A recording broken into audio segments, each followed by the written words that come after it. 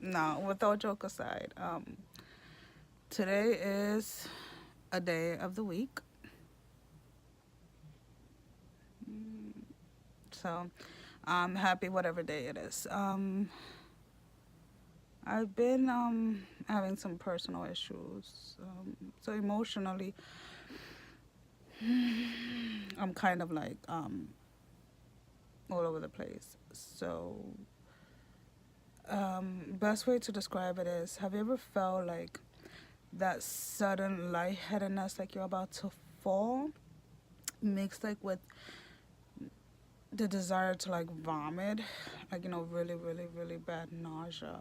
Um, that really doesn't develop into anything, just like that woozy feeling, and hangover headache. So basically, your brain feels completely dehydrated.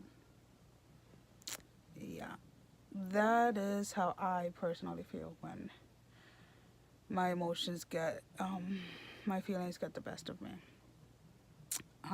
It's a tough, you know, issue when somebody,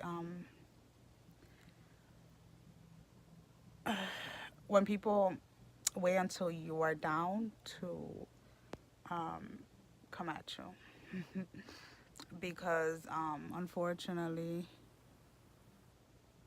people don't have the guts to come at you when you are at your best. They wait until you seem defensive, defensive and weak, and then they come at you, and the truth self comes out. I'm just frustrated right now. I'm trying not to cry because I've been doing a lot of that today, and I'm just kind of like over it, type of thing. Um, so yeah, so the frustration, anger, sadness, whatever the hell you want to call it, I'm feeling causes that. So it's not like, that feeling like I'm about to pass out, but it's not like it comes and goes. It's just there. The nausea and the hangover. It's my dog. The hangover headache. And this has been going on basically all day. I am trying my best to stay positive. I've been home all day. Kids had delay, but they did not make it to school today. We're just kind of like, oh, out of it kind of thing. So we'll see what the weekend brings. Um, so I guess we can say that this one is in regards to how our emotions affect our physical body. I also have like the fogginess.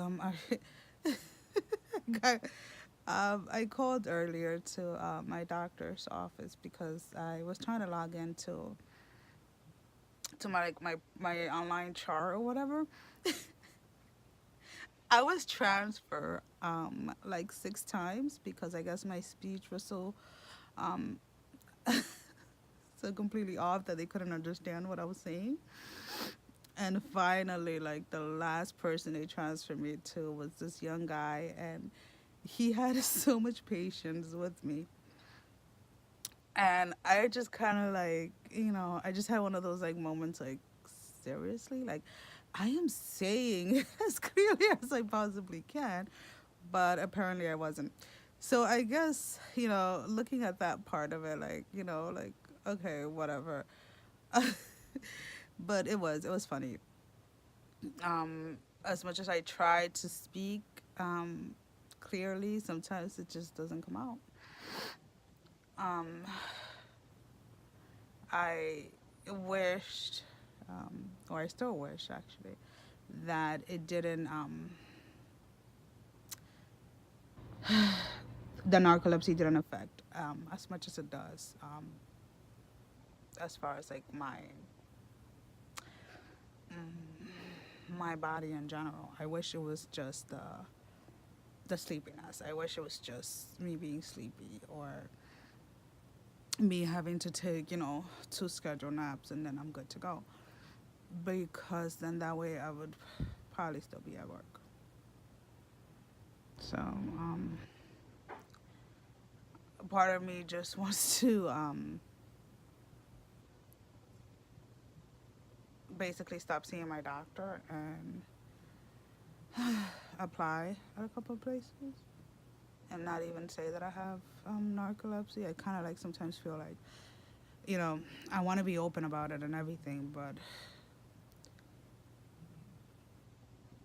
I feel like the more open that you are, sometimes the more judgy people can be. Um, I shouldn't say that though, because my last job was really, really good with the whole narcolepsy thing. It's more like family, or people that are supposed to be family, or people that are supposed to be there, or whatever.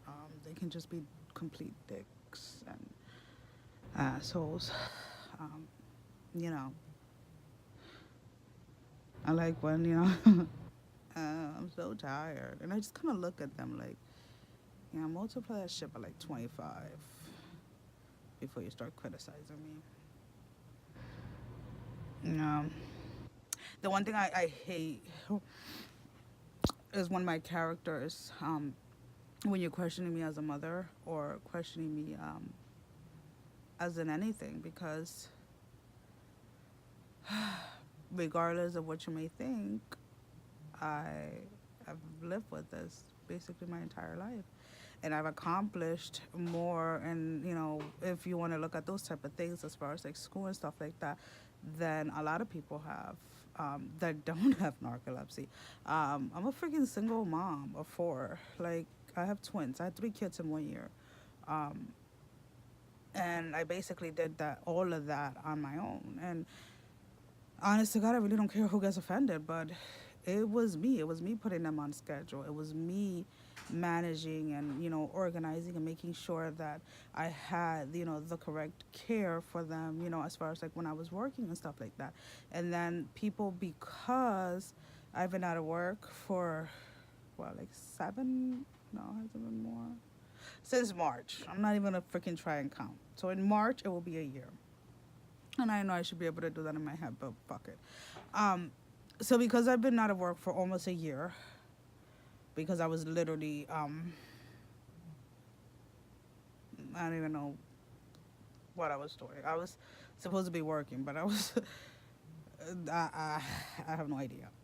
But because of that, some people have decided that they are going to hit below the belt every chance that they can and comment on how I'm not working and how I am an irresponsible parent, or I am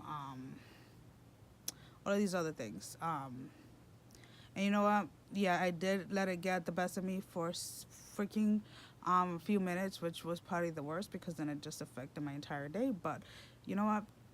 F it. I've been doing it on my own for so long, and regardless of anything, I'm the one they live with 24/7. So, I still have to get up in the morning. I still have to do everything. I stopped work because I was really jeopardizing other people's lives and myself by going to work. When you work as a nurse, you have other people's lives in your hands. And if you are not, you're 100% and somebody has a systemic reaction and you delay by so much of like a second to give them the proper care, their lives ended because you wanted to prove a point. And I can't live with the fact that if something happens to one of my patients, I know that I'm responsible because I wanted to prove to everybody else that I could do it. So when my body told me it could no longer do it, it hurt emotionally, but I had to let it go. Not everybody agrees with that decision. Not everybody understands it, I guess. but not no one else is living my life but me. So to all my fellow brothers and sisters that are going through what I'm going through, um, take the criticism, breathe it in, breathe it out, and know that you are doing what you can and what your body allows you to do. And we cannot sit here and dwell on what we used to be able to do because that time has passed and we can't keep living in the past. We have to live in the now, and we have to focus on what can we do now to help us in the future. Bye-bye.